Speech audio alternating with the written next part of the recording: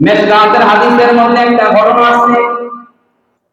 এক লোক বনি ইসরাইলের এক লোক জীবনে কোনোদিন একটা নেক আমল করে নাই, একটাও নেক আমল করে নাই। জীবনভর শুধু গুনাহ আর গুনাহ, জীবনে কোনোদিন নেক আমল করে নাই। নাফরমানির মধ্যে গোটা জিন্দেগি পার করে দিয়েছে। বৃদ্ধ বয়সে আসার পর একদিন তার সন্তানদেরকে ডাক দিয়ে বলে, ও আমার সন্তানেরা শোনো, তোমাদেরকে আমি তোমাদের বাবা হিসেবে একটা ওসিয়ত করে যাই। আমি যখন ইন্তেকাল করব, তোমরা আমাকে দাফন করবা না,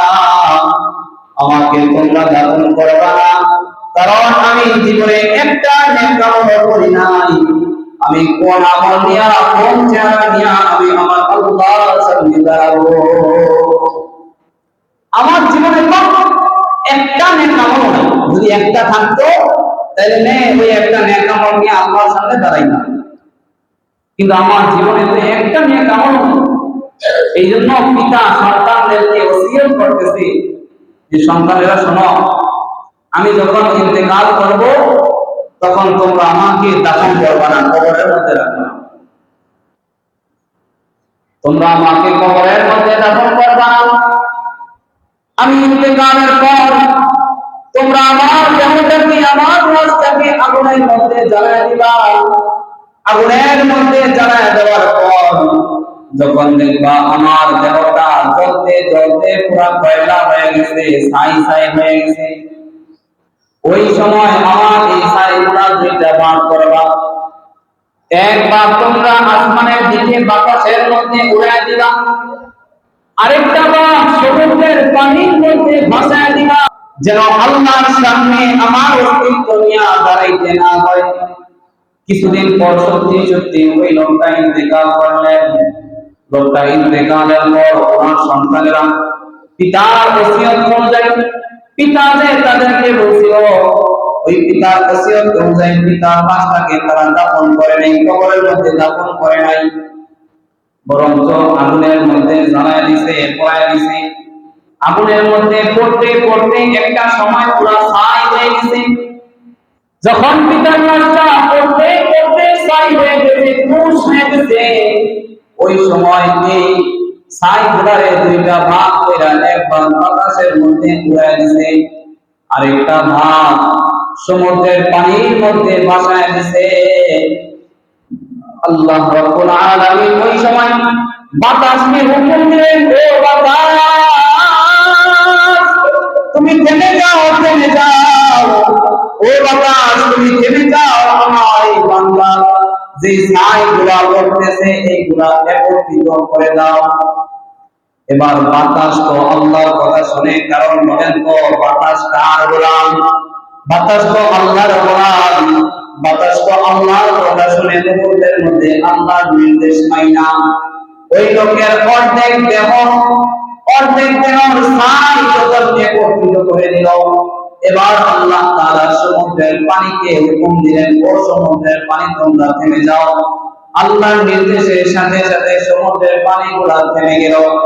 এবার আল্লাহ তাআলা বললেন যে, এই সমুদ্রের মধ্যে আমার এই বান্দার দেহের যে ছাইগুলা সমুদ্রের পানির মধ্যে ফেলা হয়েছে তা এক করে দাও। এবার সমুদ্রের পানি আল্লাহর নির্দেশে ছাইগুলা এক করে দিল। এবার আল্লাহ তাআলার নির্দেশে বাতাসের ছাই আর সমুদ্রের ছাই এই দুইটা একত্রিত হয়ে আবার একটা আল্লাহ তাআলা দেহ দান করলেন।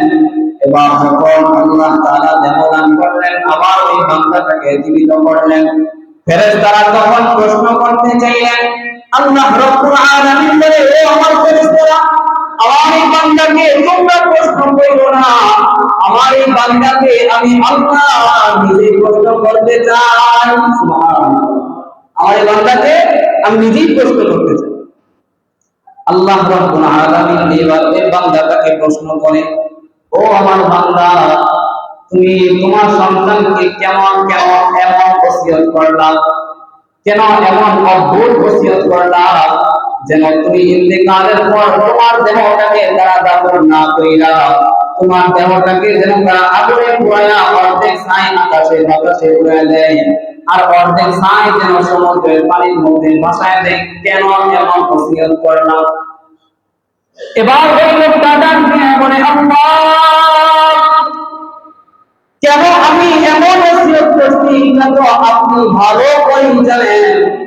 এরপরে আল্লাহ বলি, আমার তো এমন কোন সাহস নাই, কারণ আমি এমন নাফরমান, আমার জীবনে কোনো আমল নাই, নেক আমল নাই। কোন আমল নিয়া, কোন চেহারা নিয়া আমি আপনার সামনে দাঁড়াবো? আপনার সামনে দাঁড়াই দেব, কিছু আমল লাগবে। আল্লাহ, জীবনে তেমন একটা কোনো আমল নাই যে আমলটা নিয়ে আমি আমার রবের সামনে দাঁড়াবো। এই জন্য আমি আমার সন্তানদেরকে ওসিয়ত করছি, যারা আমার সন্তানরা যদি আমার না যদি ইজারা করে আসায়, যদি পুরায়া আর বাসায় দেয়, তাইলে হয়তো বা আল্লাহর সামনে আর আমার দাঁড়ানো লাগবে না। এবার আল্লাহ তাআলা বলে, ও আমার ফেরেশতারা শোনো, তোমরা আজকে সাক্ষী থাকো, আমার যে বান্দা জীবনে একটা আমল করে নাই, আমার যে বান্দা জীবনে একটা আমল করে নাই, কিন্তু তার অন্তরের মধ্যে আছে আমি আল্লাহর ভয়। তোমরা আজকে সাক্ষী থাকো, আমার বান্দার অন্তরের মধ্যে আমি আল্লাহর ভয় থাকার কারণে এই উসিলায় আমি আমার বান্দার জীবনের সমস্ত গুনাহগুলি মাফ করে দিলাম। অন্তরের মধ্যে কি ছিল? আল্লাহর ভয় ছিল।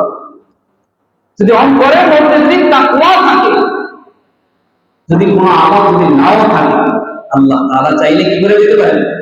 মাফ করে দিতে।